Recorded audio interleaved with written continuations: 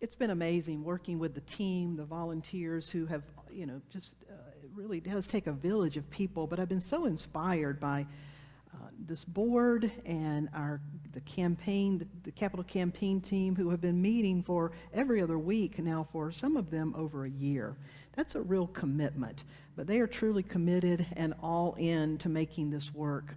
One of the interesting things for me, many of you know, last year at the annual meeting, my little dog Zoe, that was the day she decided to cross the Rainbow Bridge.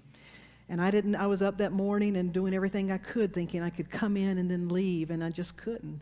And we saw 2 vets that day, and when I got my receipts, one of them was at 11:11, the other one was at 4:44.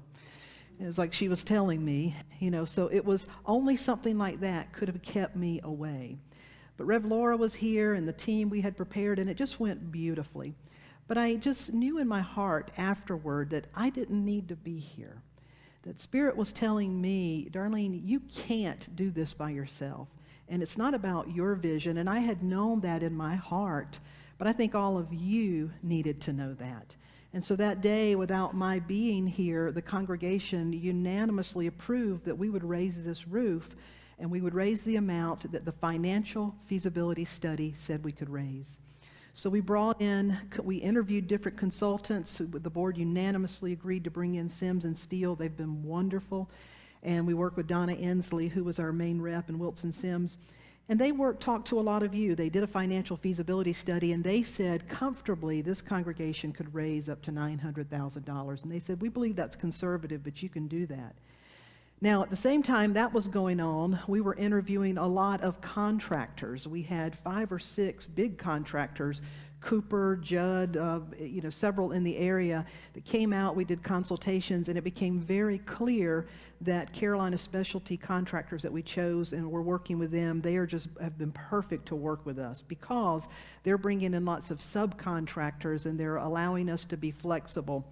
So we brought in these contractors, and it was a lot of work for them to be able to tell us, all this information. All the while, we never gave a total to the subcontractors. We didn't want them to know that. And when it came in, and when it was all said and done, they broke it all down, and even adding the $65,000 contingency, it came in right under $900,000. And so when it came together like that, I just said, okay, only God can do that kind of stuff. So I know we can do this. And what I have been, kind of an interesting thing for me is I know what we have to give. And there's a shift that I feel this year for us to look at, and I feel like the world is looking at, and it's to look square in the eyes, what does it take to have? And by that I mean, we come here, we enjoy this. If we believe in this, then we also have to be willing to ask the question, so what does it take?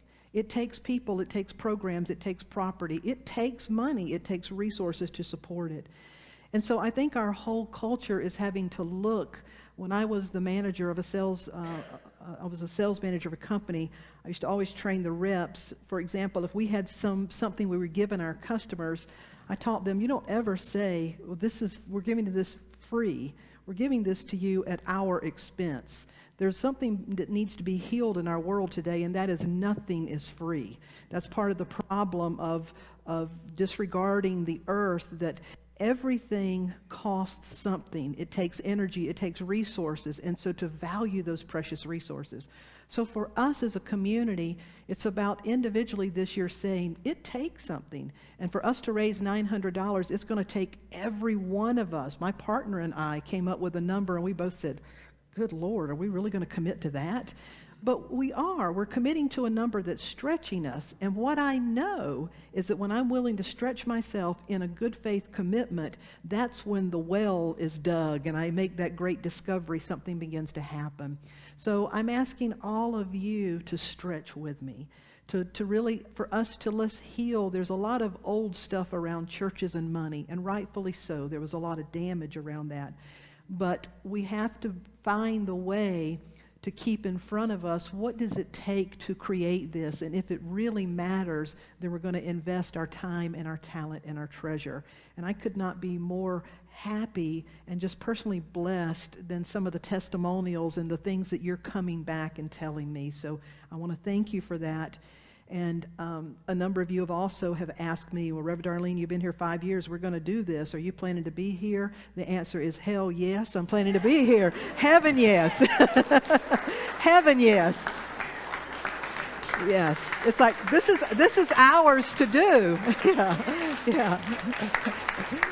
This is for us to do. Yeah. Yeah. So thank you. So to infinity and beyond, we're gonna do this together. So as you can see, we're already 300. These are pledges now.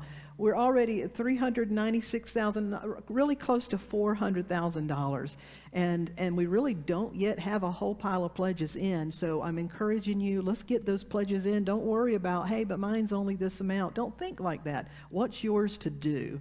And what I'm also asking you is encourage others. Help others understand what you know is that it is up to us, and we're the ones that are going to make this happen. So I want to thank you for that, and looking forward to what we create together this year.